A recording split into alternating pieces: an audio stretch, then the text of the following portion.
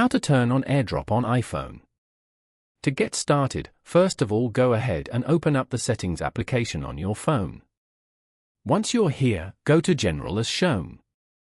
From here, you can manage your overall setup and preferences for iPhone, such as software updates, device language, CarPlay, Airdrop, and more. Then, scroll down and go to Airdrop. Airdrop is a feature on Apple devices that allows you to quickly and wirelessly share files with nearby Apple devices, like photos, videos, and documents. From here, you can choose to turn Airdrop on.